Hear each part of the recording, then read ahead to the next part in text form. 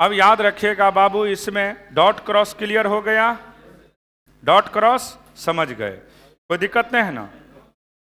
Dot और cross का मतलब क्लियर हो गया ना बढ़िया से। इनवर्ड रहेगा, अंदर के तरफ रहेगा तो क्रॉस, और बाहर के तरफ रहेगा तो क्लियर। अब सुनिए, सबसे पहला चीज मैग्नेटिक फोर्स के विषय में। तो मैग्नेटिक फोर्स आपको हम रटा चुके हैं, दोनों फार्मूला याद रखिएगा। Magnetic force, magnetic force, magnetic force का अगर चर्चा करते हैं तो सुनिए, इसका दो फार्मूला होता है। एक होता है Q into V cross B, एक होता है Q into V cross B, और दूसरा होता है एफ बी का वैल्यू आई इंटू एल क्रॉस बी, आई इंटू एल क्रॉस बी। पहले आपको फार्मूला याद होना चाहिए। मैग्नेटिक फोर्स का दो formula, Q into V cross B, Q into V cross B, और दूसरा formula I into L cross B. लिखिए, बहुत इंपॉर्टेंट डायरेक्ट फार्मूला पूछता है। मैग्नेटिक फोर्स का दो फार्मूला, एक formula Q into V cross B, Q into V cross B, Q into V cross B, Q into V cross B, और दूसरा formula I into L cross B, I into L cross B, I into L cross B, I into L cross B, I into L cross B. याद रखिएगा, यहाँ पे magnetic force का दो formula, एक Q into V cross B, Q into V cross B, Q into V cross B, Q into V cross B, Q into V cross B, और दूसरा I into L cross B, I into L cross B. अब इसमें जो सबसे ज्यादा important है वो magnetic field का यूनिट या मैग्नेटिक इंडक्शन, दोनों सेम चीज है। सुनिए, इसमें आपसे पहला जो सबसे इंपॉर्टेंट पूछा जाता है बाबू, VVI करिए, यूनिट ऑफ मैग्नेटिक फील्ड, उसी को मैग्नेटिक इंडक्शन भी कहते हैं, कंफ्यूज ना करना। मैग्नेटिक फील्ड, मैग्नेटिक फील्ड, और इसी का दूसरा नाम बाबू, और में magnetic induction, magnetic induction. Magnetic field और मैग्नेटिक इंडक्शन बहुत बार पूछा है। इसको बी के नाम से जानते हैं। किसके नाम से? बी के नाम से। कोई पूछेगा कि बताइए मैग्नेटिक फील्ड और मैग्नेटिक इंडक्शन का यूनिट क्या होता है, तो मैग्नेटिक फील्ड कहे या मैग्नेटिक इंडक्शन कहे, मैग्नेटिक फील्ड कहे या मैग्नेटिक इंडक्शन कहे, दोनों का मीनिंग सेम होता है। अब सुनिए, अगर हम बी की बात करेंगे तो सीधा फार्मूला लिखेंगे एफ बाय क्यू भी साइन थीटा। तो साइन थीटा से कोई लेना देना नहीं है, ठीक है। अब यूनिट का चर्चा करते। यूनिट जो पूछता है, यूनिट ऑफ बी, सुनो ध्यान से, फोर्स का क्या होता है? न्यूटन। फोर्स का, चार्ज का कूलम, वेलोसिटी का मीटर पर सेकेंड। तो एक यूनिट याद रखना, newton second by coulomb metre, newton second by coulomb metre, newton second by coulomb metre, newton second by coulomb metre, newton second by coulomb metre, newton second by coulomb metre. दूसरा tesla, बड़ी पूछता है tesla किसका unit है, तो magnetic induction या magnetic field का। तीसरा unit weber per metre square, weber per metre square. चौथा यूनिट भी है गॉस। क्या है? Gauss, non SI unit. पहले ये तीनों लिखिए। मैग्नेटिक फील्ड और मैग्नेटिक इंडक्शन का 3 unit, newton second by coulomb metre, newton second by coulomb metre, newton second by coulomb metre. दूसरा टेस्ला, दूसरा टेस्ला, दूसरा टेस्ला, दूसरा टेस्ला, दूसरा टेस्ला, दूसरा टेस्ला, दूसरा टेस्ला, तीसरा weber per metre square, weber per metre square, weber per metre square, weber per metre square, weber per metre square, weber per metre square, weber per metre square, weber per metre square, weber per metre square. याद हो गया। Tesla को ही हम क्या लिखते हैं? Weber per metre square. Tesla को weber per metre square.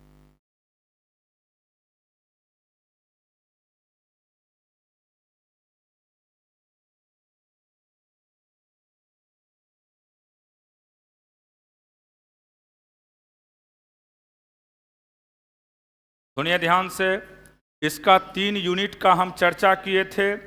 एक यूनिट होता है newton second by coulomb metre, newton second by coulomb metre, newton second by coulomb metre, newton second by coulomb metre. दूसरा यूनिट, तू क्या कर रहा है? 4 गो आंख जो है ना, चारों फूट जाएगा एक झापट में।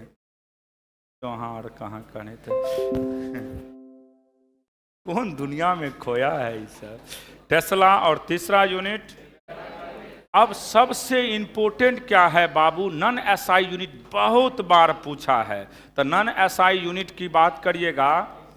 नन एसआई यूनिट क्या होता है? मैग्नेटिक फील्ड का नन एसआई यूनिट गॉस। क्या होता है? गॉस। याद रखना। और पूछता है 1 गॉस का वैल्यू, बराबर पूछे जाते हैं। 1 गॉस का वैल्यू फिक्स रहेगा इस बार भी। 1 गॉस का वैल्यू तो याद रखिएगा आप लोग, 10 का पावर -4 टेस्ला, 10 का पावर -4 टेस्ला, 10 का पावर -4 टेस्ला, 10 का पावर -4 टेस्ला, 10 का पावर -4 टेस्ला। 1 गॉस का वैल्यू 10 का पावर -4 टेस्ला।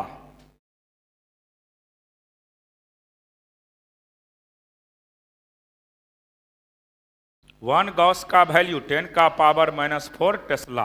1 गॉस का वैल्यू 10 का पावर -4 टेस्ला। 1 गॉस का वैल्यू 10 का पावर -4 टेस्ला। 1 गॉस का वैल्यू 10 का पावर -4 टेस्ला। 1 गॉस का वैल्यू 10 का पावर -4 टेस्ला। याद हो गया सबको? अब सुनिए, याद रखना है कि किसी भी चार्ज पार्टिकल को अगर मैग्नेटिक फील्ड से पास करवाते हैं तो उसके वेलोसिटी पे कोई इफेक्ट नहीं पड़ता है, कोई भी इफेक्ट नहीं पड़ता। अब सुन लो, जैसे फोर्स का फॉर्मूला होता है Q × V क्रॉस B, तो याद रखिएगा इसमें कभी कभी पूछ देता है बाबू, जैसे पिछले साल जेई मेंस में पूछा, फोर्स बराबर मास इंटू एक्सलरेशन। तो याद रखिएगा एक्सलरेशन पे परपेंडिकुलर कौन होगा? वेलोसिटी। तो एक्सलरेशन और वेलोसिटी का डॉट प्रोडक्ट 0। तो 2 वेक्टर जब परपेंडिकुलर होते हैं तो डॉट प्रोडक्ट 0। और एक्सेलरेशन मैग्नेटिक फील्ड का भी क्या होगा? परपेंडी। तो यहाँ पे A.B का भी वैल्यू क्या हो जाएगा आपको? 0। कभी अगर हार्ड करेगा तब की बात करते हैं, कभी हार्ड करेगा तो पूछ सकता है। तो याद रखिएगा, क्योंकि देखिए जब 2 वेक्टर का क्रॉस प्रोडक्ट करते हैं, सुनिए ध्यान से, वेक्टर से पढ़ाते आए, जब किसी 2 वेक्टर का क्रॉस प्रोडक्ट किया जाता है तो उसका जो रिजल्टेंट होते हैं, उसका जो रिजल्टेंट होते हैं वह इंडिविजुअल वेक्टर पे क्या होता है?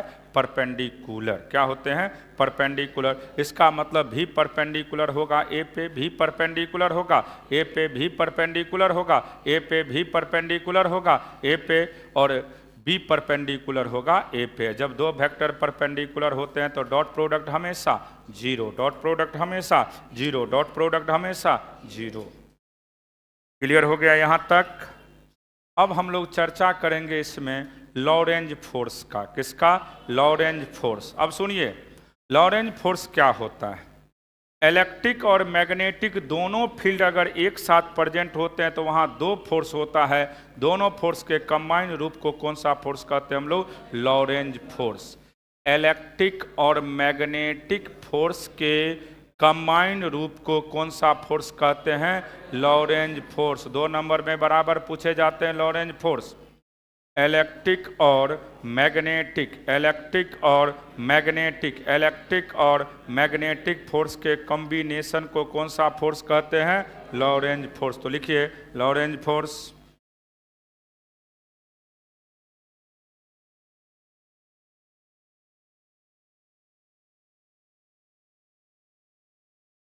तो लॉरेंज फोर्स में कौन कौन फोर्स आता है? इलेक्ट्रिक और मैग्नेटिक, इलेक्ट्रिक और मैग्नेटिक। तो डिफिनेशन तो सीधा होता है, it is combination of two force, electric and magnetic is called Lorentz force. अब सुनिए, इलेक्ट्रिक फोर्स की बात करते हैं तो Q इंटू ई, Q इंटू, और इसका value Q into V cross V। तो बहुत बुक में ऐसे भी दिया रहेगा, याद रखना बाबू, Q कॉमन ले लेगा, E plus V cross V। तो लॉरेंज फोर्स याद रखिएगा आप लोग, ये दो का कंबाइन रूप होता है इलेक्ट्रिक और मैग्नेटिक का, इलेक्ट्रिक और मैग्नेटिक का, इलेक्ट्रिक और मैग्नेटिक का, इलेक्ट्रिक और मैग्नेटिक का, इलेक्ट्रिक और मैग्नेटिक का, इलेक्ट्रिक और मैग्नेटिक का, इलेक्ट्रिक और मैग्नेटिक। इलेक्ट्रिक और मैग्नेटिक फोर्स के कंबाइन रूप को कौन सा फोर्स कहते हैं हम लोग? Lorentz force. इलेक्ट्रिक और मैग्नेटिक फोर्स के कंबाइन रूप को कौन सा फोर्स कहते हैं हम लोग? Lorentz force. इलेक्ट्रिक और मैग्नेटिक फोर्स के कंबाइन रूप को कौन सा फोर्स कहते हैं? Lorentz force. याद हो गया लॉरेंज फोर्स में। अब सुन लीजिए, कभी कभार पूछ देता है इलेक्ट्रिक फील्ड, मैग्नेटिक फील्ड और वेलोसिटी तीनों एक दूसरे पे म्यूचुअली परपेंडिकुलर होगा, तब क्या होगा? तो याद रखना, लिख लेना साइड में, if electric field, if E, B and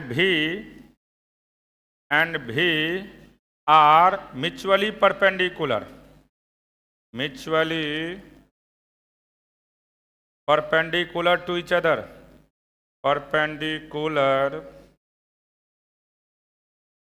to each other। अगर एक दूसरे पे परपेंडिकुलर है तो याद रखिएगा V का वैल्यू क्या होगा? E बाय बी, V बराबर E बाय बी, V बराबर E बाय बी, V बराबर E बाय बी, V बराबर E बाय बी, V बराबर E बाय बी। अगर इलेक्ट्रिक फील्ड, मैग्नेटिक फील्ड और velocity, electric field, magnetic field और velocity तीनों एक दूसरे पे म्यूचुअली परपेंडिकुलर होगा तो V बराबर क्या होगा? E by B.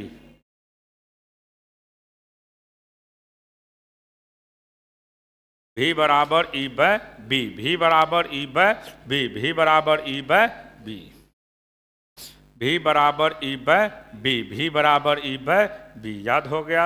Electric field, magnetic field और वेलोसिटी तीनों एक दूसरे पे म्यूचुअली परपेंडिकुलर है, यानी सब एक दूसरे के साथ 90-90 का एंगल बना रहा है, तो V बराबर क्या होता है? E by B. V बराबर E बाय बी, डायरेक्ट पूछे जाते हैं, V बराबर E बाय बी, V बराबर E बाय बी, V बराबर E बाय बी, V बराबर E बाय बी, V बराबर E बाय बी, V बराबर E बाय बी। लिख लिए सब लोग? अब सुनिए, यहीं पे अगर मान लीजिए जैसे फोर्स का हम फार्मूला एक और लिखे थे, I into L cross B, I into L cross B. तो समझिएगा कि अगर मान लीजिए वहाँ पे आपको कह देगा कभी क्वेश्चन में कि एक रॉड है, क्या है बाबू? रॉड से करंट फ्लो कर रहा है, I इसका लेंथ दिया हुआ है, इसका लेंथ दिया हुआ है, मैग्नेटिक फील्ड भी है। तो पूछेगा, देखो इसमें वेट भी होगा, मास है तो वेट होगा, वेट किधर लगेगा बोलिए? वर्टिकली, डाउनवर्ड, और ऊपर क्या लगेगा? Magnetic force. और मैग्नेटिक फोर्स का वैल्यू ILB ना, ILB। अगर इक्विलिब्रियम में है तो याद रखिएगा I का वैल्यू पूछता है, तो I का वैल्यू क्या होगा? mg upon LB, mg upon LB, क्योंकि दोनों फोर्स एक दूसरे को क्या करेगा? बैलेंस। I बराबर पूछता है फार्मूला, तो याद रखना, थोड़ा कभी हार्ड दे दिया तब की बात कर रहे हैं, mg upon LB, mg upon LB, mg upon LB, mg upon LB, क्योंकि मैग्नेटिक फोर्स किसको बैलेंस करेगा? मैग्नेटिक फोर्स किसको बैलेंस करेगा? वेट को। मैग्नेटिक फोर्स किसको बैलेंस करेगा? वेट को। अगर क्लोज लूप रहेगा, क्लोज लूप रहेगा तो बताइए इसमें बाबू मैग्नेटिक फोर्स का वैल्यू क्लोज लूप में जीरो, क्लोज लूप में जीरो, क्लोज लूप में जीरो, क्लोज लूप में जीरो, क्लोज लूप में। बोर्ड में पूछता है अगर कोई भी किसी टाइप का क्लोज लूप रहेगा तो मैग्नेटिक फोर्स का वैल्यू ऑलवेज, मैग्नेटिक फोर्स का वैल्यू ऑलवेज, मैग्नेटिक फोर्स का वैल्यू ऑलवेज। क्यों? क्योंकि लेंथ यहाँ पे एल इक्विवेलेंट का वैल्यू हम लोग जीरो लेते हैं, इसलिए जहाँ से चले वहीं पहुँच गए तो एल इक्विवेलेंट का वैल्यू जीरो होगा, इसलिए यहाँ पे मैग्नेटिक फोर्स का भी वैल्यू क्या हो जाएगा आपका? जीरो। किसी टाइप का लूप रहे, अगर लूप क्लोज रहेगा तो मैग्नेटिक फोर्स ऑलवेज क्या होता है? जीरो। मैग्नेटिक फोर्स का वैल्यू हमेशा जीरो, मैग्नेटिक फोर्स का वैल्यू हमेशा जीरो। कब? लूप कैसा हो? क्लोज। लूप कैसा हो? क्लोज। लूप कैसा हो? क्लोज। लूप कैसा हो? क्लोज। अगर क्लोज लूप रहेगा तो याद रखिएगा यहाँ पे मैग्नेटिक फोर्स का वैल्यू किसके बराबर होता है? जीरो के बराबर। किसके बराबर? जीरो के बराबर। किसके बराबर? जीरो के बराबर। चलिए अब इसके बाद अगला टर्म जो बहुत इंपॉर्टेंट है सुन लीजिए। मैग्नेटिक फील्ड और वेलोसिटी एक दूसरे पे परपेंडिकुलर है। पैरेलल और एंटी पैरेलल नहीं पूछे जाते हैं। पैरेलल और एंटी पैरेलल रहेगा तो सिर्फ एक ही फोर्स डेवलप करता हुआ है, इलेक्ट्रिक फोर्स। लेकिन अगर परपेंडिकुलर है तो वहाँ पे रेडियस मिलते हैं, टाइम पीरियड मिलता है, फ्रीक्वेंसी मिलता है और एंगुलर फ्रीक्वेंसी मिलते हैं। तो लिखिएगा बाबू, if V and B are perpendicular, if V and B are perpendicular, if V and B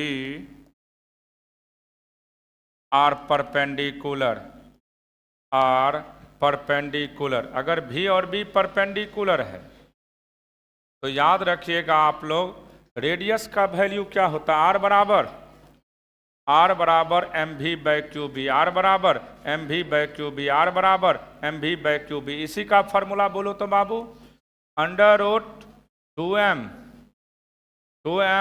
kinetic energy by Q B, या इसी का फॉर्मूला बोलिए अंडर रूट 2m क्यू भी नट बाई क्यू बी। ये रेडियस हो गया। रेडियस का फॉर्मूला, रेडियस की बात करोगे तो आर बराबर M V by Q B, R बराबर M V by Q B, R बराबर M V by Q B, R बराबर M V by Q B, या under root 2m kinetic energy by Q B, या under root 2m Q भी नट by Q B. सब रटाए थे पहले भी। टाइम पीरियड का फॉर्मूला, टाइम पीरियड याद रखिएगा, सबको रटाए थे 2πm by Q B, 2πm by Q B. Frequency, frequency होता है, पूछता है ये सब, क्यू बी बाई 2πm। और एंगुलर फ्रीक्वेंसी बोलिए बाबू, एंगुलर फ्रीक्वेंसी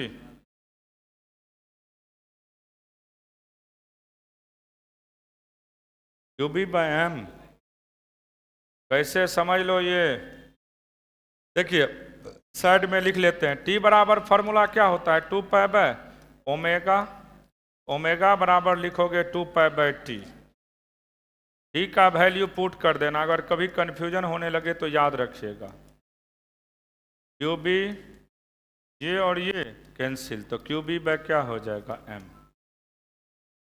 लिख दिए हैं इसीलिए कि कहीं कंफ्यूजन हो तो लिख सकते हो। ये बहुत इंपॉर्टेंट है, बराबर पूछते हैं। O P by Q B, उसी को लीनियर मोमेंटम कहते हैं। Q B linear momentum, mass into velocity को इसलिए तो नहीं लिखे, एम भी लिख दिए तो इसी को लीनियर मोमेंटम कहते हैं। एम भी का मतलब होता है लीनियर मोमेंटम। तो पी बाय क्यू बी लिखते थे, वो मत लिखिएगा। ये बहुत बार पूछा है, जनरली टाइम पीरियड पूछेगा बोर्ड में, तो टाइम पीरियड का formula 2πm by Q B, 2πm by Q B, 2πm by Q B, 2πm by Q B, 2πm by Q B, frequency Q B by 2 pi M, angular frequency Q B by M. Formula याद रखिएगा, सबका value निकल जाएगा आपसे।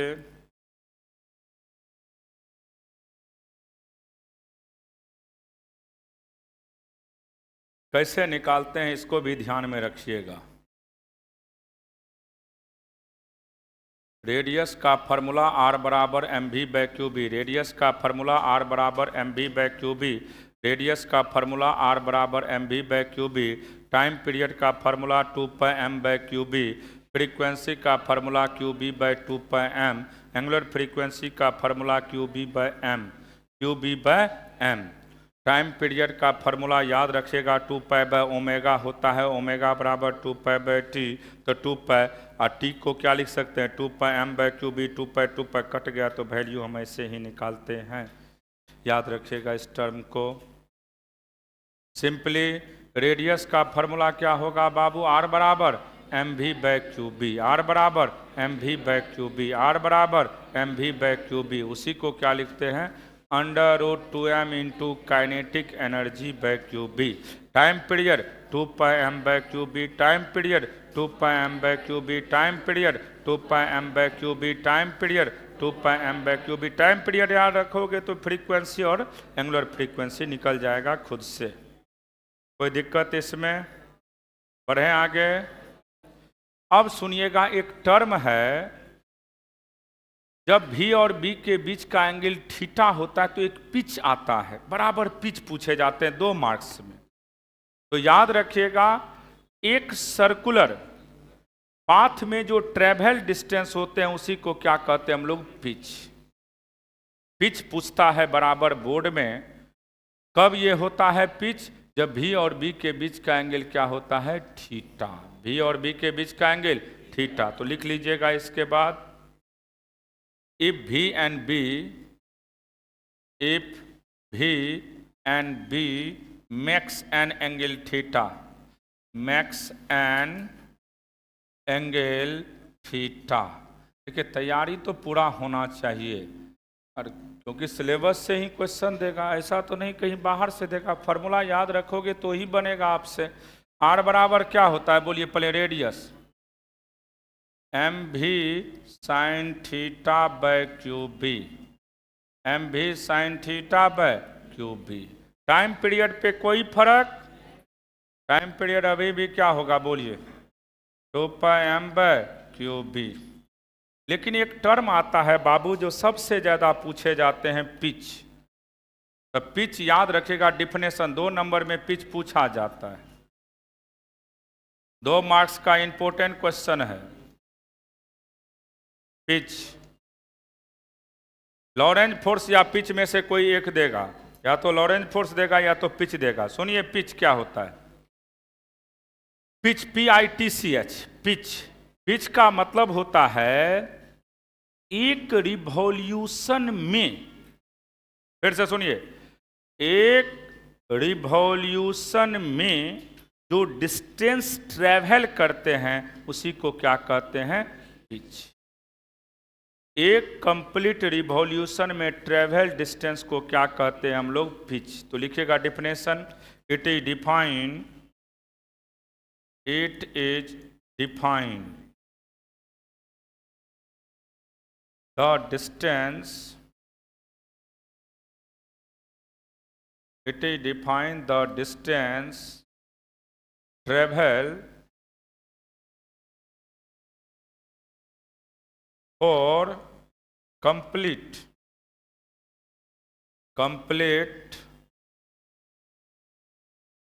one revolution is called pitch। एक complete revolution में travel distance को हम लोग क्या कहते हैं, पिच। एक कंप्लीट रिवॉल्यूशन में ट्रेवल डिस्टेंस को क्या कहते हैं, पिच। तो पिच बराबर फार्मूला याद रखना, पिच बराबर होता है बाबू velocity into time, velocity into time. क्योंकि सुनिए पिच डिस्टेंस है, पिच क्या है, डिस्टेंस। तो डिस्टेंस बराबर क्या होता है, वेलोसिटी इनटू टाइम। तो वेलोसिटी होगा इसका v cos थीटा, और टाइम क्या होता है जल्दी बोलिए, 2πm बाय क्यू बी। तो पिच का वैल्यू क्या होगा बोलिए, 2πm v cos theta by Q B, 2πm v cos theta by Q B, 2πm v cos theta by Q B, 2πm v cos theta by Q B, 2πm v cos theta by Q B. Pitch का value कोई पूछेगा तो याद रखेगा pitch एक distance होता है, और डिस्टेंस बराबर हमेशा होता है formula velocity into time, velocity into time, velocity into time, velocity into time, velocity into time. तो वेलोसिटी हो गया v cos थीटा, टाइम हो गया 2πm बाय क्यू बी। तो यहाँ से पिच की बात करिएगा तो 2πm v cos theta by Q B, 2πm v cos theta by Q B, 2πm v cos theta by Q B, 2πm v cos theta by Q B.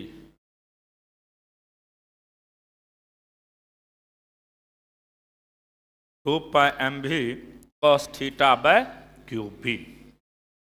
Pitch clear हो गया। एक complete revolution में travel distance को हम किसके नाम से जानते हैं, पिच के नाम से। तो पिच अगर कोई पूछेगा आपसे कि क्या होता है तो सीधा याद रखिएगा एक कंप्लीट रिवॉल्यूशन में जो ट्रेवल डिस्टेंस होता है उसी को हम लोग किसके नाम से जानते हैं, पिच के नाम से। एक कंप्लीट रिवॉल्यूशन में ट्रेवल डिस्टेंस को हम क्या कहते हैं, पिच। एक कंप्लीट रिवॉल्यूशन में ट्रेवल डिस्टेंस को हम लोग क्या कहते हैं, पिच। तो सिंपली याद रखिएगा पिच का वैल्यू यहाँ पे कितना होगा बोलिए, 2πm v cos theta by Q B, 2πm v cos theta by Q B, 2πm v cos theta by Q. Clear हो गया। अब सुनिए, अगर आपसे पूछा जाएगा कि दो पैरेलल वायर है, क्या है, दो पैरेलल वायर, तो फोर्स पर यूनिट लेंथ पूछे या आपसे फोर्स पूछा जाए, कंफ्यूज ना करिएगा। देखिए दो पैरेलल वायर है, सेम डायरेक्शन में करंट का फ्लो हो रहा है।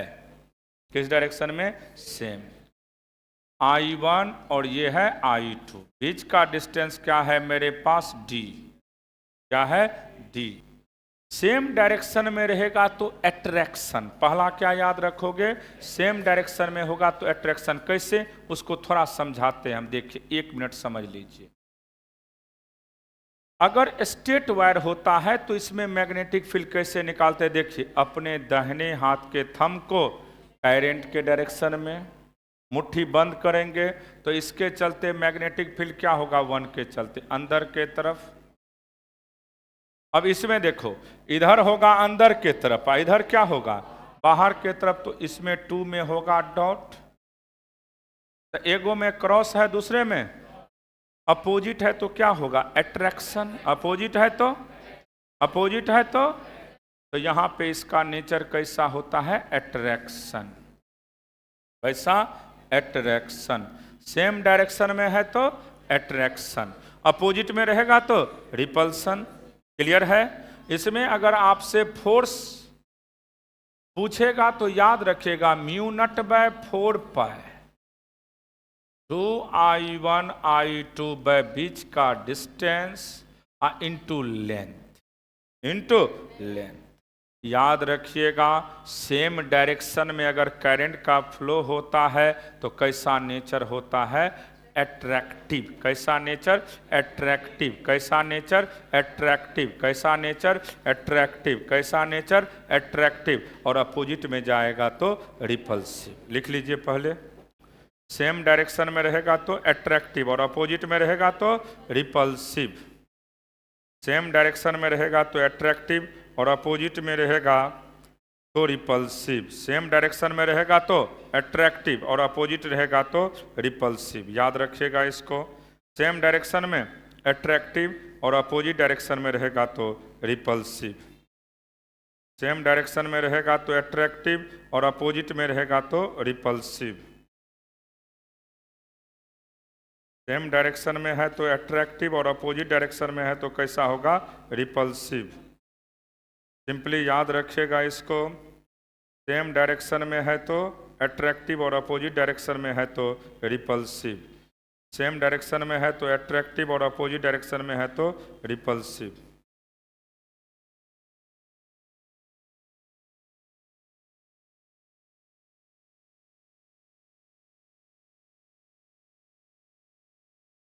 लिख लिए इसको।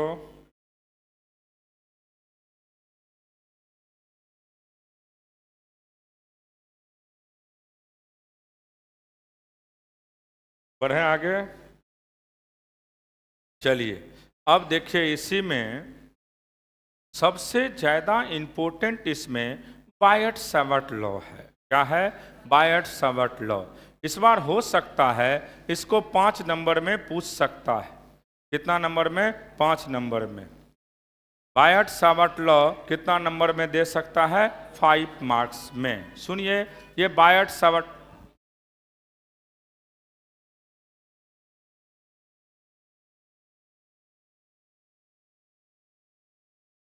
लॉ का चर्चा करें। सुनिए, बायट-सैवर्ट लॉ की बात करते हैं तो पहला याद रखिएगा सैवर्ट लॉ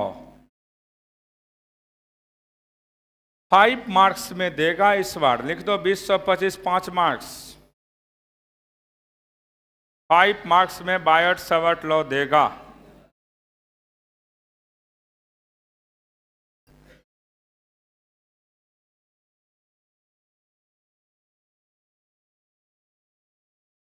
सुनिए क्या होता है बायट-सैवर्ट लॉ। 20-25 बोर्ड सबसे पहले हम एक वायर लेते हैं। क्या लेते हैं, वायर ले लिए, किसी टाइप का वायर। अब इसके मदद से हमें मैग्नेटिक फील्ड पूछेगा तो एक छोटा सा लेंथ काट लेना dl। जिस पॉइंट पे पूछेगा उसका नाम P दे दिए। ये डिस्टेंस हमने नाम क्या दिया है, R। ये करंट कितना है, I। कितना है, I। तो बायट्स का कंसेप्ट था और ये एंगल मान लो थीटा है, आउटर एंगल। इनर नहीं, बाहर वाला एंगल लेते हैं। जब भी एंगल की बात करेगा तो बाहर। अब सुनिएगा, बायट-सैवर्ट लॉ में स्मॉल मैग्नेटिक फील्ड की बात करते हैं तो हमने लिखा है small magnetic field directly proportional to dl पहला। फिर small magnetic field directly proportional to current दूसरा। Small magnetic field directly proportional to sine के साथ एंगल तीसरा।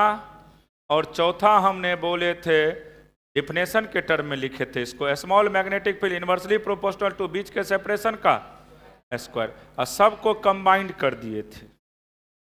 सबको क्या किए थे, कंबाइंड। जब कंबाइंड करेंगे सबको, combine in equation first comma second and third fourth तो यहाँ से dB का value IDL sine theta by बीच के सेपरेशन का स्क्वायर। जैसे इससे हम प्रोपोर्शनलिटी कांस्टेंट को हटाते थे तो एक टर्म आता था mu naught by 4 pi IDL sine theta by R square, magnetic field का वैल्यू। यही था बायट-सैवर्ट लॉ। इसमें 4 चीज़ लिखना है।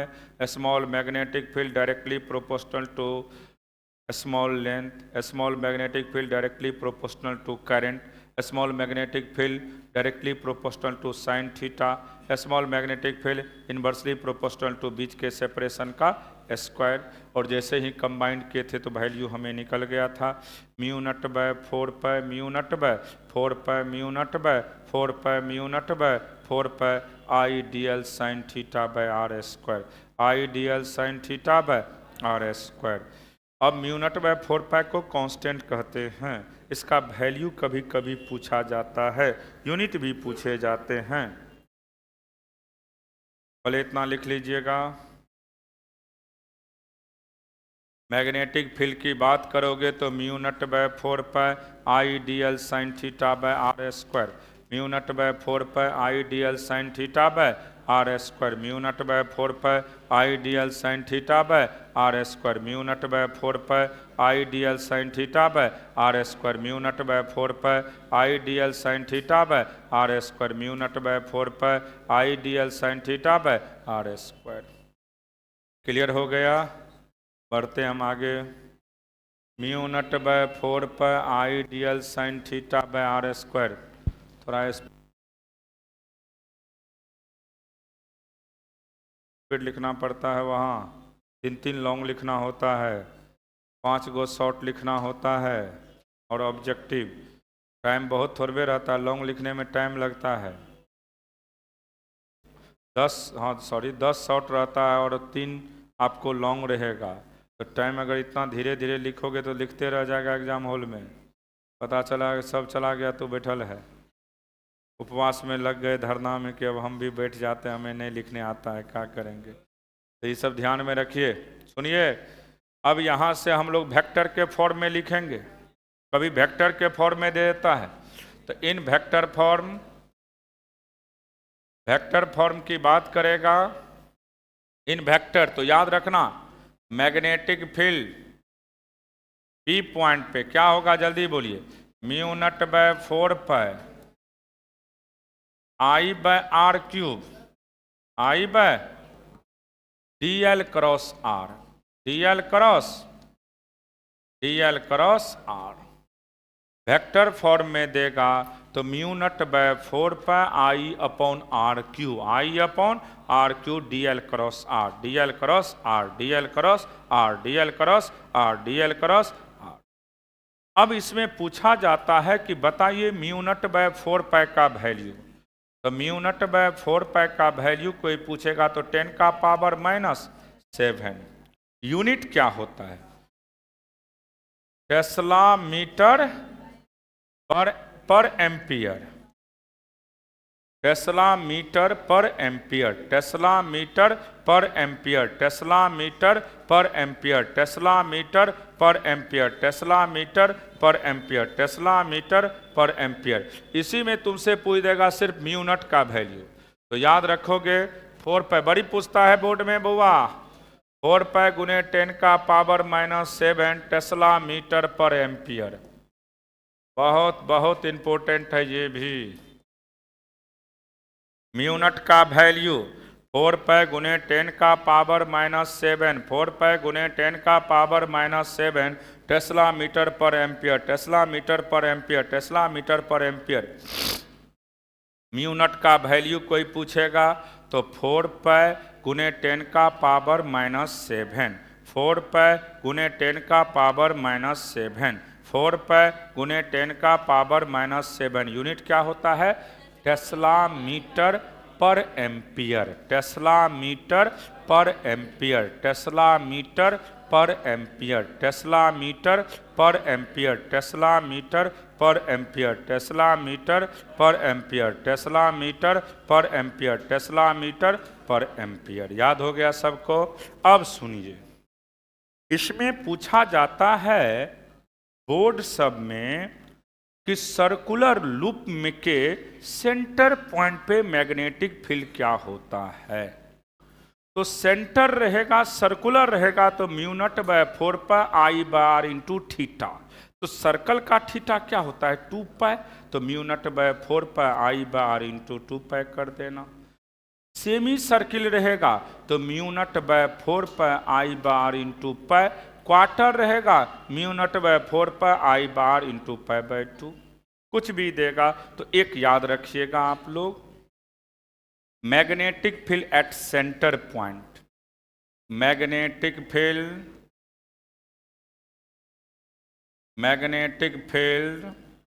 At centre point. देखिए बाबू, एक के चलते बताते हैं। ये सर्किल है, इसके सेंटर पे यहाँ निकालना है। मान लो इसका रेडियस r है, अब इसका डायरेक्शन बाहर के तरफ, आउटवर्ड, यानी डॉट होगा। तो सेंटर पॉइंट पे पूछेगा तो इसका एक ही फॉर्मूला याद रखना, mu naught by 4 pi, mu naught by 4 pi I by R into theta, theta के बदले 2 पाई, और क्या होगा बाबू, डॉट। क्या हो जाएगा, डॉट। तो mu naught by 4 pi I by R into 2 pi, mu naught by 4 pi I by R into 2 pi, mu naught by 4 pi I by R into 2 pi. Theta लेते हैं हम लोग, तो यहाँ पे सर्कल है तो सर्कल में थीटा 2 पाई होगा।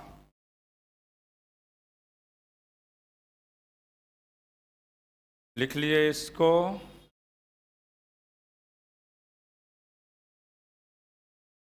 सेंटर पॉइंट सेमी सर्कल रहेगा तो बना दोगे, क्वार्टर सर्कल रहेगा तब पर भी बना दीजिएगा, आर्क भी रहेगा तब पर भी बना दीजिएगा। आर्क के केस में क्या होगा, mu naught by 4 pi I by R into theta, I by R into, I by R into theta. सब कुछ वही रहता है, थीटा चेंज होते हैं, सिर्फ क्या चेंज होता है, थीटा।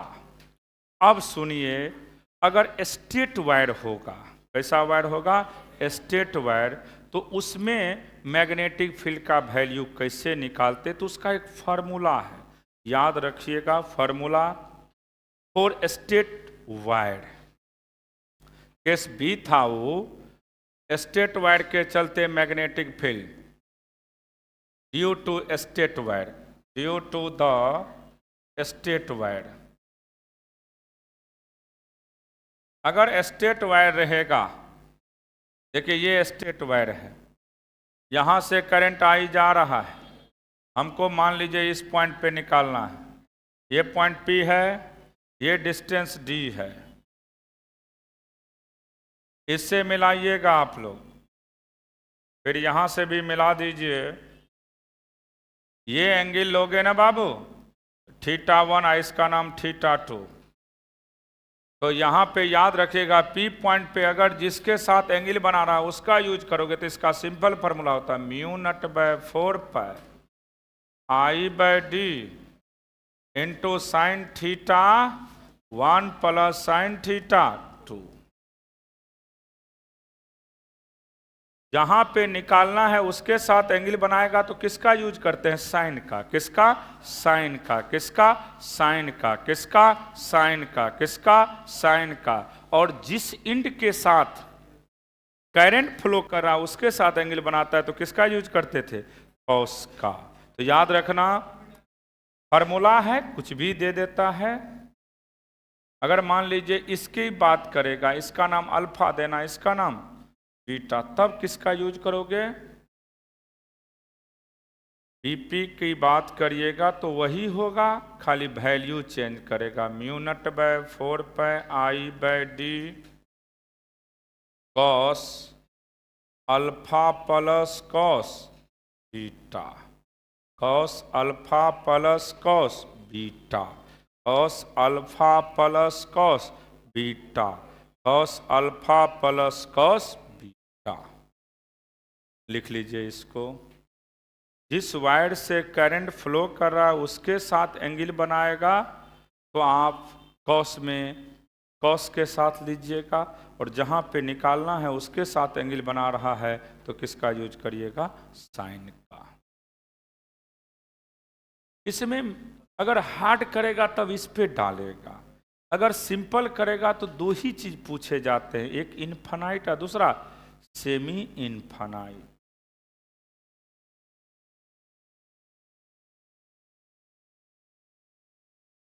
एक इनफाइनाइट और दूसरा सेमी इनफाइनाइट।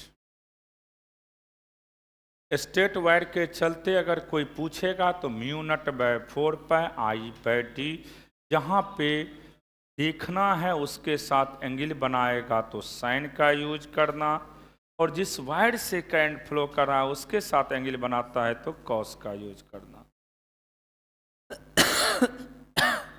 इसमें दो चीज पूछता है।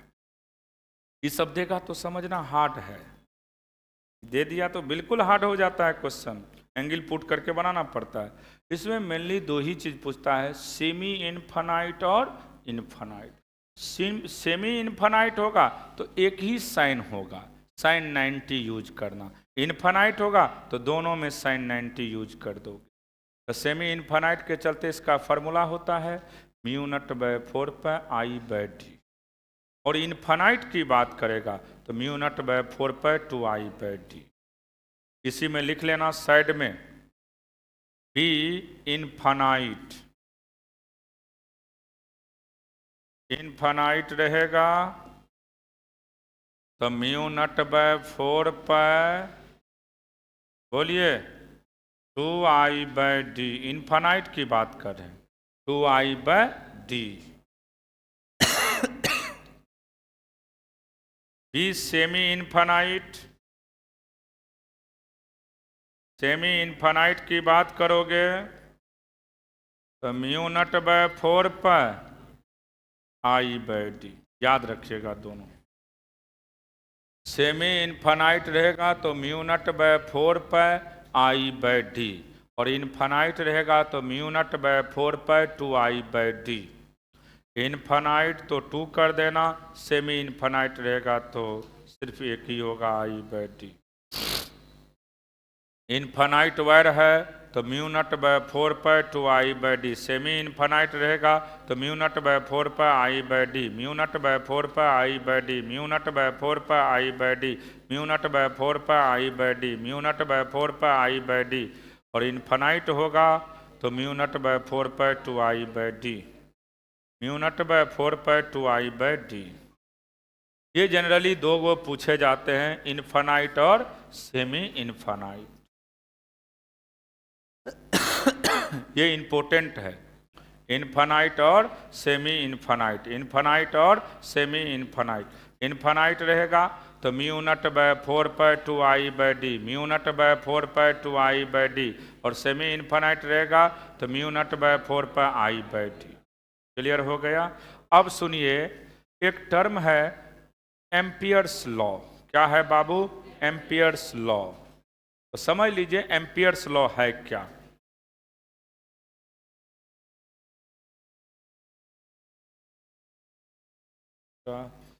देखिए एम्पियर्स लॉ, ये 2 नंबर के लिए इंपॉर्टेंट है बाबू। एम्पियर सर्किटल लॉ होता है,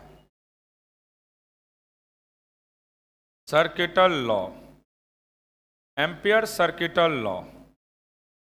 ये क्या होता है कि क्लोज लूप में बी डॉट डी एल का वैल्यू हमेशा mu naught into I in close, mu not I in close. अब देखिए ये भी जैसे गॉस लॉ पढ़े थे ना, कि अंदर पे ही डिपेंड करता है, आउटर से कोई लेना देना नहीं है।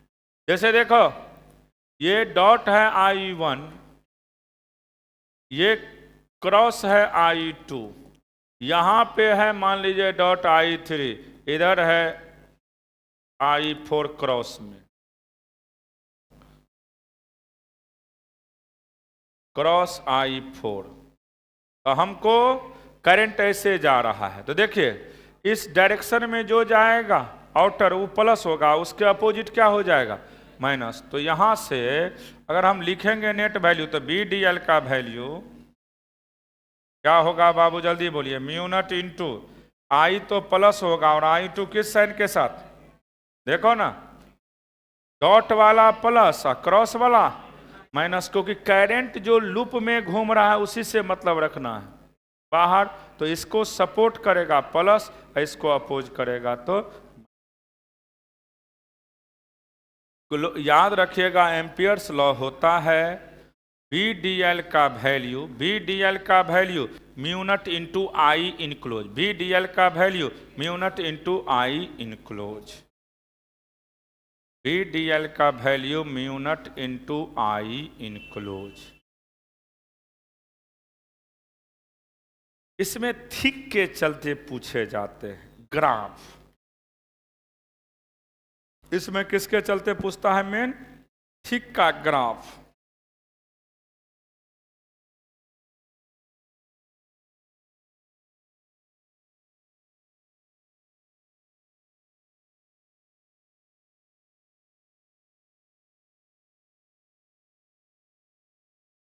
लिख लिए इसको। इसमें थिक के चलते ग्राफ का चर्चा करता है। तो थिक में इनसाइड और आउटसाइड दो गो टर्म है। इनसाइड का फॉर्मूला क्या होता है बता सकते हैं?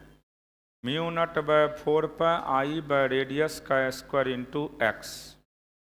और आउटसाइड में mu naught by 2 pi I by X. चलो लिखो, due to thick infinite wide, जो पूछता है उसी का चर्चा कर रहे हैं।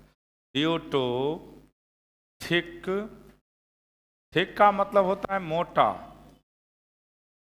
Infinite wide. तो इसका फॉर्मूला होता है, अगर इनसाइड की बात करेगा बी इनसाइड, इसका फॉर्मूला होता है mu naught by 2 pi I by radius का square into X, into X. रटाए थे, प्रूव्ड भी किए थे। और आउटसाइड की बात करोगे तो क्या होता है बोलिए? Mu naught by 2 pi I by x. इसका मेन ग्राफ याद रखना होता है। इसका ग्राफ ऐसे होते हैं, बी और एक्स का ग्राफ की बात करिएगा तो इसका ग्राफ इनसाइड रहेगा तो straight line passing through origin, और आउटसाइड रहेगा तो इनवर्सली प्रोपोर्शनल। ये बड़ी पूछता है बाबू ग्राफ, बोर्ड में भी, जेई मेंस, नीट सब में पूछा है। ग्राफ मेन याद रखना है। इसमें इनसाइड की बात करेगा तो B directly proportional to X, B directly proportional to X. और आउटसाइड की बात करेगा तो B inversely proportional to X, B inversely proportional to x.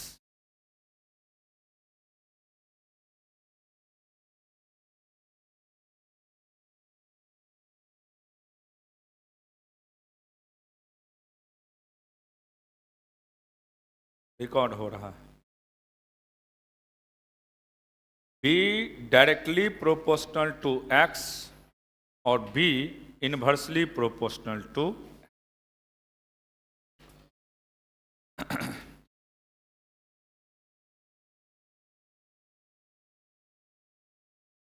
Clear है यहाँ तक?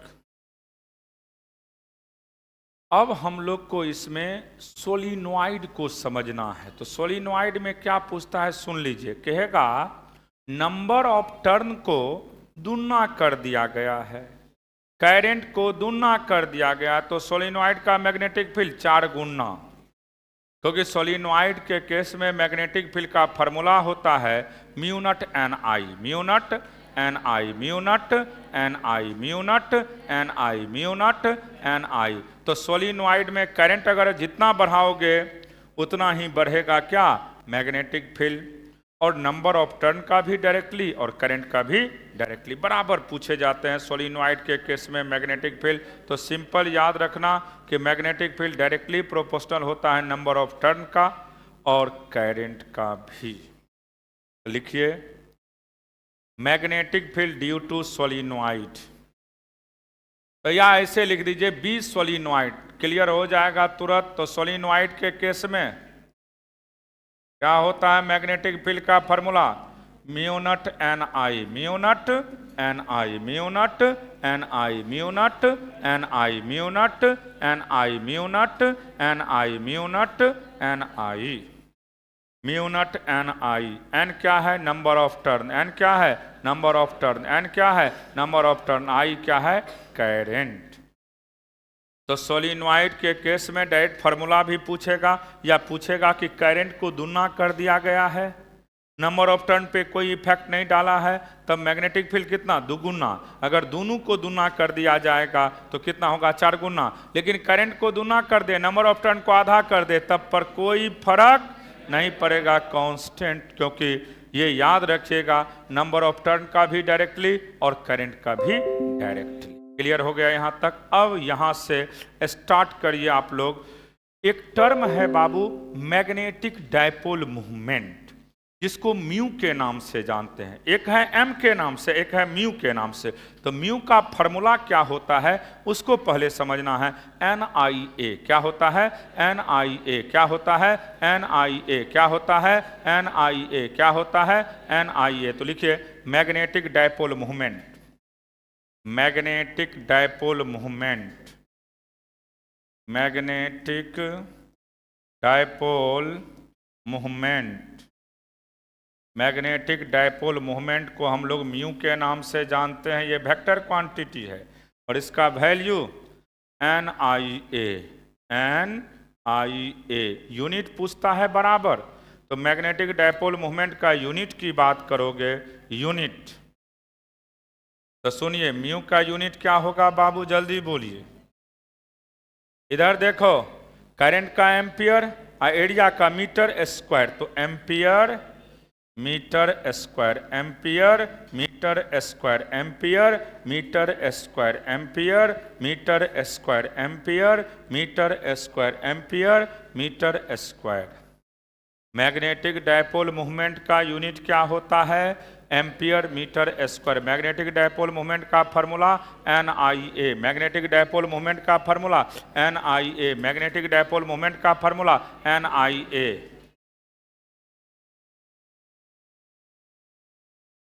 मैग्नेटिक डायपोल मूवमेंट का formula NIA, magnetic dipole movement का formula NIA। Unit ampere metre square, ampere metre square, ampere metre square, ampere metre square. अब इसमें पूछता है potential energy और टॉर्क, बड़ी पूछता है फार्मूला।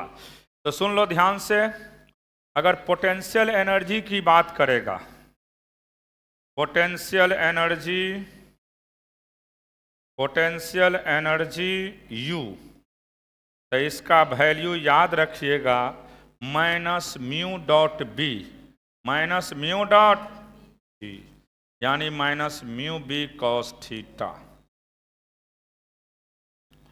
पोटेंशियल एनर्जी की बात करोगे तो minus mu dot B, minus mu dot B, minus mu dot B, minus mu dot B, यानी mu B cos theta, mu B cos theta, mu B cos theta, mu B cos theta, mu B cos theta. Dot को हम किसके नाम से जानते हैं, cos. Dot को हटाएंगे तो कॉस आएगा, क्रॉस को हटाते हैं तो साइन आता है। तो पोटेंशियल एनर्जी डायरेक्ट पूछेगा तो minus mu dot B, minus, यही जनरली ये पूछता है, minus mu dot B, minus mu dot B. अब टॉर्क पूछेगा इसमें, तो टॉर्क का फॉर्मूला क्या होता है, म्यू क्रॉस बी। टॉर्क का formula mu cross B, torque का formula mu cross B, torque का formula mu cross B, torque का formula mu cross B, torque का formula mu cross B, torque का formula mu cross B, torque का formula mu cross B, torque का formula mu cross B, torque का formula mu cross B, torque का formula mu cross B, torque का formula mu cross B, torque का formula mu cross B. याद हो गया, torque का formula mu cross B, torque का formula mu cross B, torque का formula mu cross B, torque का formula mu cross B, torque का formula mu cross B, torque का formula mu cross B, torque का formula mu cross B. Clear हो गया। अब सुनिएगा, इसी में मैग्नेटिज्म एंड मैटर का चर्चा कर रहे हैं। ये हो गया था पहला टॉपिक का, जितना भी कंसेप्ट है सब याद हो गया होगा, क्योंकि एक एक चीज़ को 10-10 बार बोले हैं। सबसे पहला इसमें इम्पोर्टेंट है 5 नंबर में जो हमने चर्चा कर चुके हैं, बायट सावर्ट लॉ और एम्पियर्स लॉ 2 नंबर में देगा। लॉरेंज फोर्स भी दे सकता है 2 मार्क्स में इस बार। और पिच के विषय में पूछेगा, मैग्नेटिक फील्ड का यूनिट सब तो बराबर दिए जाते हैं। अब सुनिए, यहाँ पे हम लोग मैग्नेटिज्म एंड मैटर में सबसे पहला चीज़ समझेंगे कि मैग्नेट में 2 पोल होता है। एक नॉर्थ पोल और दूसरा साउथ पोल, एक नॉर्थ पोल और दूसरा साउथ पोल, एक नॉर्थ पोल और दूसरा साउथ पोल। दोनों पोल का पोल स्ट्रेंथ सेम होता है, दोनों पोल का पोल स्ट्रेंथ सेम, दोनों पोल का पोल स्ट्रेंथ सेम। क्लियर हो गया। मैग्नेट में याद रखना है कि जैसे हम नॉर्थ और साउथ का चर्चा करते हैं तो मैग्नेटिक लाइंस कहाँ से निकलता है, आउटसाइड नॉर्थ से और इनसाइड साउथ टू नॉर्थ। तो पहला चीज याद रखिएगा, मैग्नेट में, मैग्नेट की बात करोगे तो देखिए ध्यान से, सबसे पहले इसमें हम लोग एक मैग्नेट बनाएंगे। ये एक मैग्नेट है, -m + m, बीच का डिस्टेंस 2l ले लेना क्योंकि न्यूट्रल पॉइंट का बात करेंगे। इसको कहते हैं नॉर्थ पोल और इसको आउटसाइड की बात करेगा तो किधर से किधर, नॉर्थ से साउथ, और इनसाइड की बात करोगे तो साउथ से, बीच का डिस्टेंस हमेशा क्या लेते हैं हम लोग, 2l, बीच का डिस्टेंस हमेशा 2l। याद रखिएगा मैग्नेट में दो पोल होते हैं, एक नॉर्थ दूसरा साउथ, एक नॉर्थ दूसरा साउथ, एक नॉर्थ दूसरा साउथ, एक नॉर्थ दूसरा साउथ, एक नॉर्थ दूसरा साउथ। नॉर्थ का मतलब होता है +m और साउथ का मतलब -m। इसमें सबसे ज्यादा पूछा जाता है इसका पोल का यूनिट, पोल स्ट्रेंथ का यूनिट। तो unit of pole strength, unit of pole strength, unit of pole strength, unit of pole strength की बात करेंगे हम लोग तो पोल स्ट्रेंथ का यूनिट याद रखिएगा बाबू, एम्पियर मीटर। क्या होता है, एम्पियर मीटर। क्या होता है, एम्पियर मीटर। क्या होता है, एम्पियर मीटर। क्या होता है, ampere metre. Unit of pole strength बहुत बार पूछा है, तो पोल स्ट्रेंथ का यूनिट क्या होता है, एम्पियर मीटर। क्या होता है, एम्पियर मीटर। क्या होता है, ampere metre.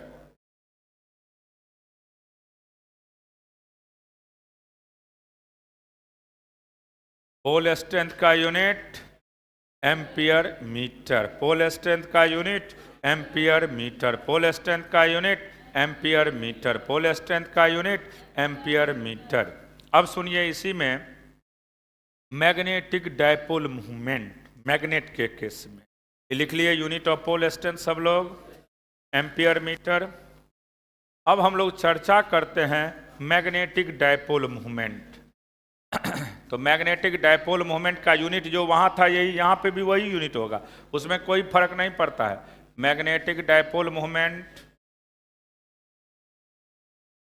Dipole movement, magnetic dipole movement को हम लोग कैपिटल M के नाम से जानते हैं।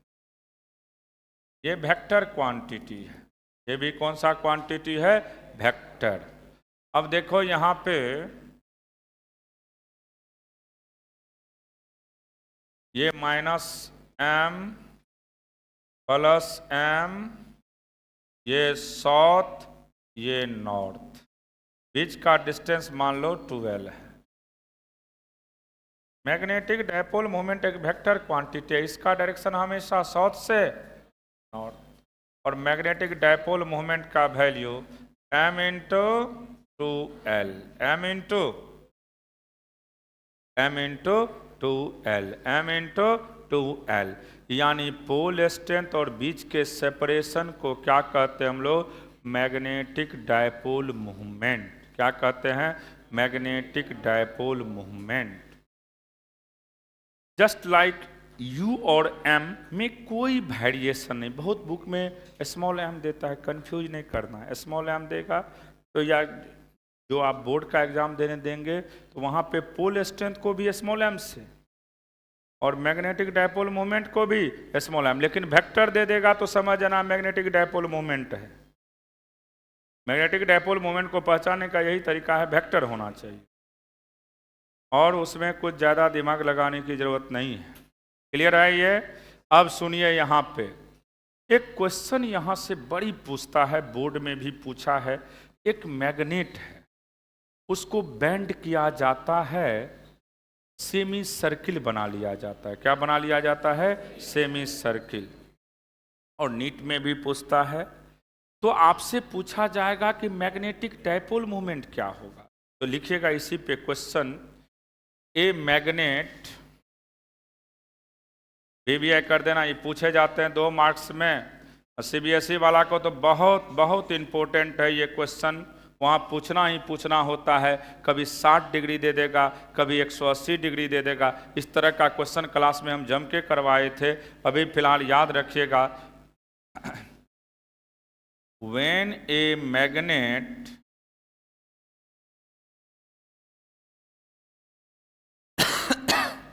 इज रोटेट, या when a magnet is bent, rotate मत लिखो बाबू, is bent in form of semi circle, semi circle, then magnetic dipole movement, magnetic dipole movement.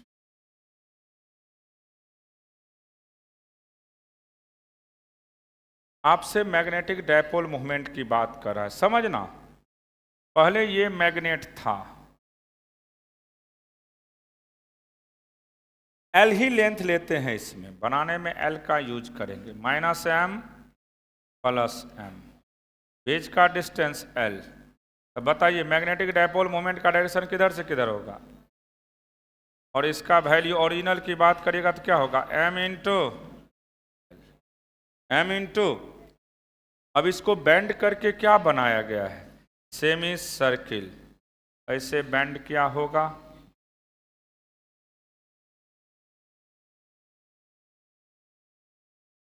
यहाँ पे -m, यहाँ पे +m।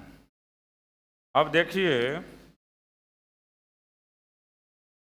अब यहाँ पे रेडियस r है, यहाँ पे रेडियस r है, तो ये कितना हो जाएगा, पैर को खरखरा रहा है,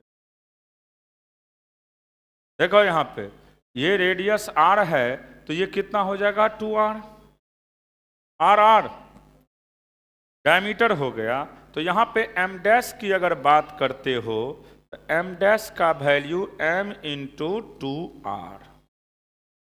अब समझना होगा कि 2r को कैसे कन्वर्ट करते हैं। अभी भी इसका लेंथ ये कितना है, l ही है। अब याद करिए, आपने पढ़ा है थीटा बराबर हमेशा क्या होता है, l/r, l/r। तो थीटा के बदले हम कितना डिग्री लेंगे, 180। रेडियन में कन्वर्ट करेंगे तो π/180 बराबर l/r। ये और ये r का वैल्यू क्या हो गया बाबू, जल्दी बोलिए। r बराबर लिख सकते हो l/π, l/। अब यहाँ पे पुट कर दीजिए उस वैल्यू को, यहाँ पे पुट करिए, क्योंकि ये हम लोग जानते हैं थीटा बराबर l/r फार्मूला होता है। थीटा का मतलब 180, आर्क है 180 डिग्री का एंगल बनाता है, आप जानते हैं। तो रेडियन में कन्वर्ट करिएगा तो π/180 से गुना करिएगा बराबर l/r, तो r निकल गया। अब यहाँ पे m रहने दीजिए, 2 भी रहने दीजिए, और r को क्या लिख सकते हो, l/π। अब यहाँ से इसको क्या लिख सकते हैं, 2m/π।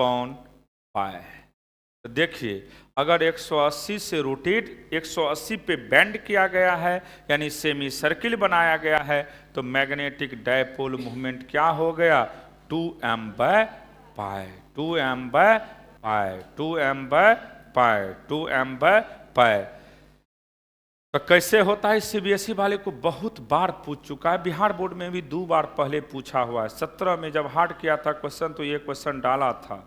कभी 60 पे देगा, नीट में 60 पे दिया है।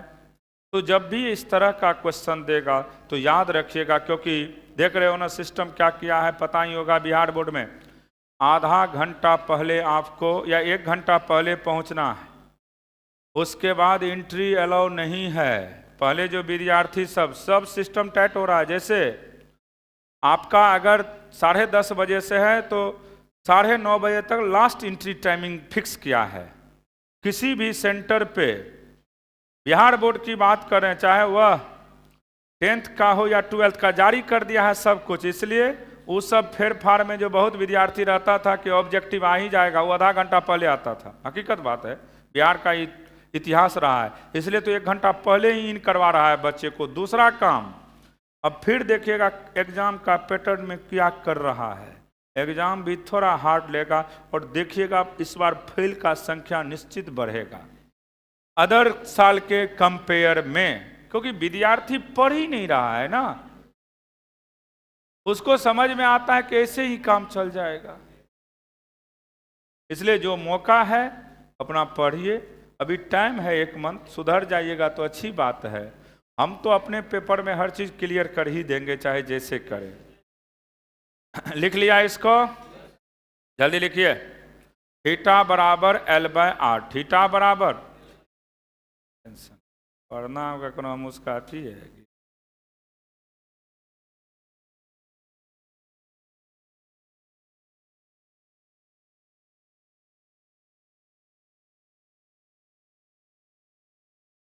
चलिए देखिए ध्यान से, थीटा बराबर L/R होगा।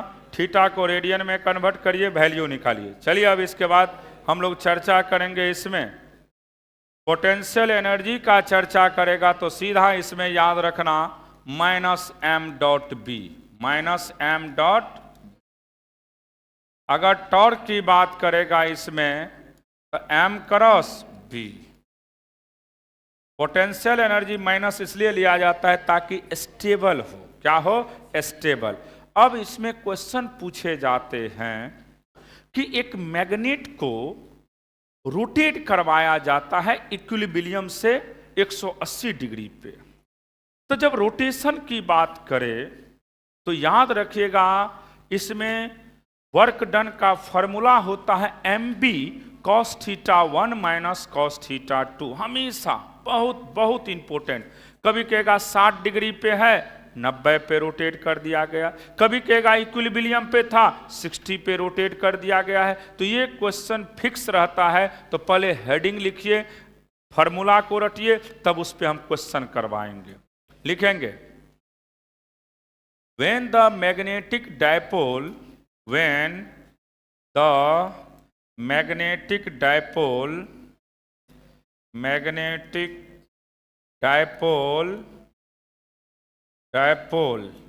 is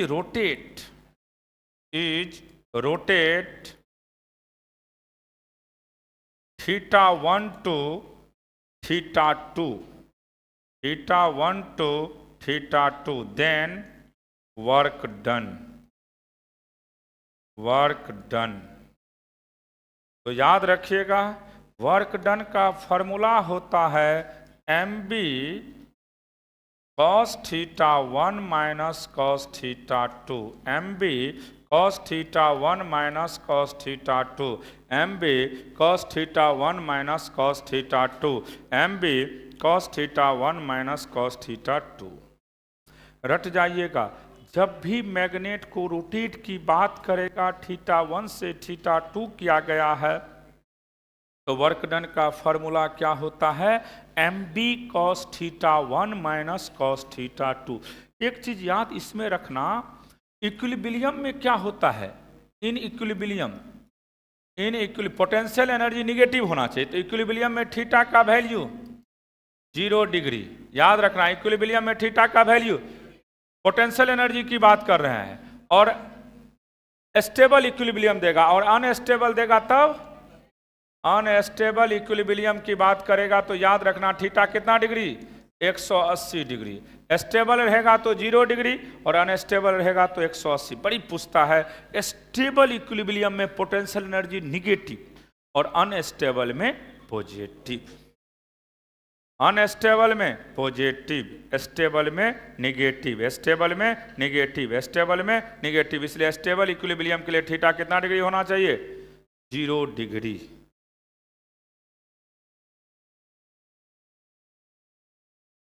स्टेबल इक्विलिब्रियम तब होते हैं जब थीटा 0 डिग्री और अनस्टेबल तब होता है जब थीटा 180 डिग्री। अब क्वेश्चन कैसे पूछता है सुनिए, एक मैग्नेट को 60 से रोटेट किया गया है।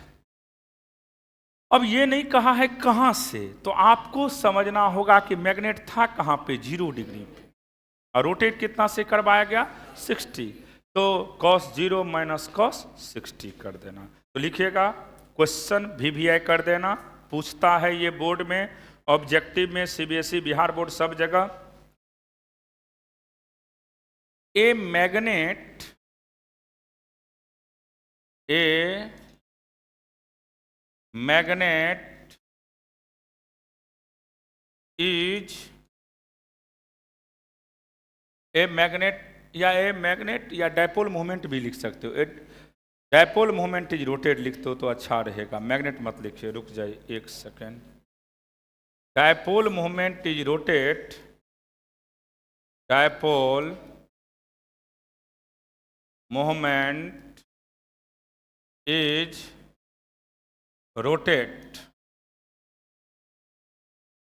60 degree, then work done. Work done क्या होगा जल्दी बोलिए। तो W की बात करेगा तो सीधा MB, तो एक एंगल नहीं पता है तो एंगल वो फिक्स रहता है, कितना degree, 0 degree minus 60 degree. Put कर दीजिएगा तो यहाँ से सीधा हो जाएगा MB इंटू 1 माइनस 1/2, तो कितना हो जाएगा MB/2। तो जब भी ऐसा क्वेश्चन रहेगा तो ध्यान में रखिएगा कैसे हम लोग बनाते हैं इसको। MB cos theta 1 minus cos theta 2 MB cos theta 1 minus cos theta 2 MB cos theta 1 minus cos theta 2। अब इसके बाद अगर कोई मैग्नेट है उसको 2 पार्ट में काटा जाएगा, सुन लो ध्यान से। तो पोल पे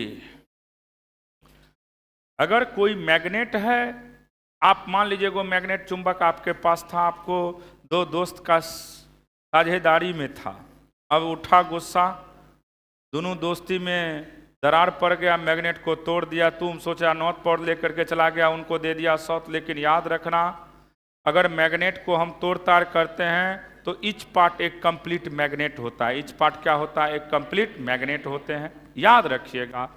अगर किसी मैग्नेट को कट किया जाए, चाहे हॉरिजॉन्टल रखा रहे तो हॉरिजॉन्टल लाइन से काटे या वर्टिकल लाइन से काटे, हमेशा मैग्नेटिक डायपोल मोमेंट आधा हो जाएगा। कितना हो जाएगा, आधा। बहुत पूछता है बोर्ड में कि मैग्नेट को काटने के बाद मैग्नेटिक डायपोल मोमेंट पे क्या फर्क पड़ता है, तो कहिएगा आधा। ओरिजिनल का अगर किसी मैग्नेट को 2 इक्वल पार्ट में चाहे वर्टिकल काटे चाहे हॉरिजॉन्टल काटे, मैग्नेटिक डायपोल मोमेंट हमेशा कितना हो जाएगा, ओरिजिनल का आधा। लिखो नोट करके, ए magnet is cut, a magnet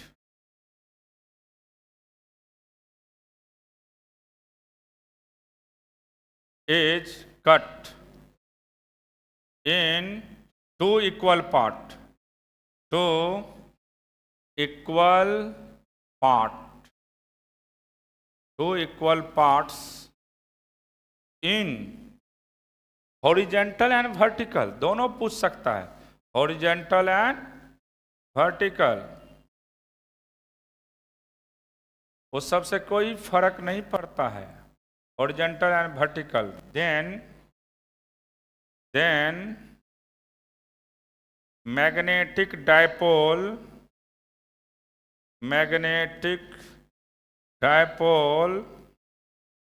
movement is half, आधा, half the original magnet, half the original। Original का कितना हो जाएगा बाबू, आधा, ओरिजिनल का आधा। इसमें कोई बाधा ना होना चाहिए। अगर मैग्नेट दिया रहे हॉरिजेंटल लाइन से काटिए या वर्टिकल, तो जो भी मैग्नेट का डायपोल मोमेंट पहले होगा उसका आधा हो जाएगा कट पार्ट का। तो कट पार्ट का याद रखना M cut part. M cut part की बात करेगा बाबू, तो एम ओरिजिनल में कितना से भागा दे दीजिएगा, M original by 2, M original by 2। Cut part का हमेशा याद रखना, ओरिजिनल जो भी होगा उसका आधा ओरिजिनल का, आधा ओरिजिनल का, आधा ओरिजिनल का, आधा ओरिजिनल का, आधा ओरिजिनल का, आधा ओरिजिनल का क्या हो जाएगा हमेशा आधा। जब भी किसी मैग्नेट को काटते हैं तो उसका मैग्नेटिक डायपोल मोमेंट जो ओरिजिनल होगा उसका कितना हो जाएगा, आधा ओरिजिनल का, आधा ओरिजिनल का, आधा ओरिजिनल का, आधा ओरिजिनल का, आधा ओरिजिनल का, आधा। क्लियर हो गया इसको। आखिरी पॉइंट समझिए अभी कि अगर दो गो पोल है तो दोनों के बीच में फोर्स की बात करता है, तो फोर्स याद रखिएगा SI की बात करेगा तो mu naught by 4 pi M1 M2 bye बीच के सेपरेशन का स्क्वायर। अगर CGS सिस्टम में बात करेगा तो M1 M2 बाय बीच के सेपरेशन का स्क्वायर, क्योंकि CGS में उसका वैल्यू कितना हो जाता है 1। लिख लेना। वैसे पूछता तो नहीं है, अभी तक कहीं देखे नहीं है। अब एक चीज और पूछ सकता है इसमें, आखिरी पॉइंट है, सुनिए। एक्सियल और इक्विटोरियल पॉइंट सुनिएगा ध्यान से। अगर इंड ऑन पोजीशन रहेगा, उसी लाइन पे रहेगा, तो मैग्नेटिक डायपोल मूवमेंट की बात करेगा तो क्या हो जाएगा बताइए कोई। फिर से सुनिए ध्यान से।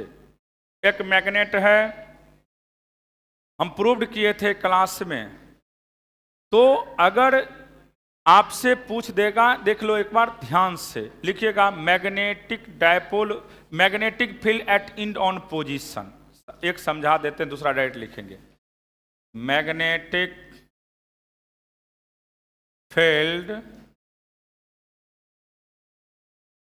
Eight end on position, end on position की बात करते हैं। बड़ी पूछता है ये मैग्नेट में। तो देखिए ध्यान से, ये एक मैग्नेट है आपके पास। एक समझाना इसलिए जरूरी है क्योंकि डायरेक्ट अगर लिखेंगे तो दिक्कत हो जाता है। प्लस M, ये साउथ और ये बीच का डिस्टेंस बाबू 2L। अब देखिए हमको यहाँ पे निकालना है मैग्नेटिक डायपोल मूवमेंट, तो ये डिस्टेंस यहाँ से यहाँ तक मान लेते थे D, याद आ रहा है। D का वैल्यू बहुत बड़ा होता था L2L के रिस्पेक्ट में। अब सुनिए, इसका नेचर पॉजिटिव लिया जाता था, तो इसके चलते Bn इधर होता था और इसके चलते Bs एक दूसरे को अपोज करता था, घटाते थे। तो यहां से एक फार्मूला पढ़ाए थे, एक्सियल पॉइंट, याद आ रहा है। एक्सियल क्या आता था बाबू, याद है? Mu naught by 4 pi 2m by d का क्यूब। एक्सियल पॉइंट बड़ी पूछता है। बी एक्सियल की बात करेगा तो mu naught by 4 pi 2m by D cube, mu naught by 4 pi 2m by D cube. ये प्रूव्ड किए हैं क्लास में। Mu naught by 4 pi 2m by D cube, mu naught by 4 pi 2m by D cube, mu naught by 4 pi 2m by D cube, mu naught by 4 pi 2m by D cube, mu naught by 4 pi 2m by D cube, mu naught by 4 pi 2m by D cube, mu naught by 4 pi 2m by D cube, mu naught by 4 pi 2m by D cube, mu naught by 4 pi 2m by D cube. अगर broad side में कहेगा तो mu naught by 4 pi m by D cube. लिख लेना broad side, B broad.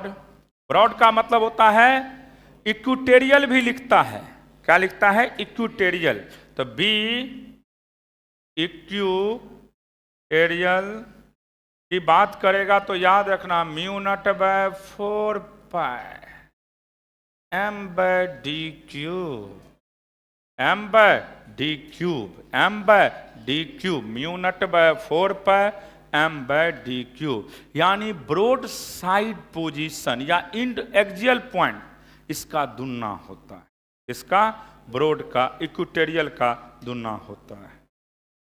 इसको लिख लीजिएगा, इसी को ब्रॉड साइड ऑन पोजीशन कहते हैं। इसी का दूसरा नाम broad side on position, on position.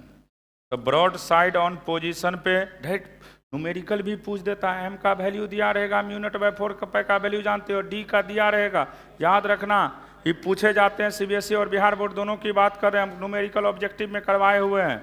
तो याद रखिएगा, एक्सियल पॉइंट की बात करेगा तो mu naught by 4 pi 2 M by D cube, mu naught by 4 pi 2 M by D cube, mu naught by 4 pi 2 M by D cube. और broad side on position की बात करेगा तो mu naught by 4 pi M by D cube, mu naught by 4 pi M by D cube, mu naught by 4 pi M by D Q. सुनिए, कल इसी को पहले क्लियर करते हैं, मैग्नेट को इसी को पहले क्लियर कर देते हैं, खत्म भी करना जरूरी है इस सबको। ठीक है, इतना रट। कल भी क्लास होगा 10 बजे एग्जैक्ट चालू करेंगे, 12 बजे एग्जैक्ट छोड़ देंगे। कल भी मैग्नेट को क्लियर करना है हमें, संडे को थोड़ा लंबा पढ़ाएंगे।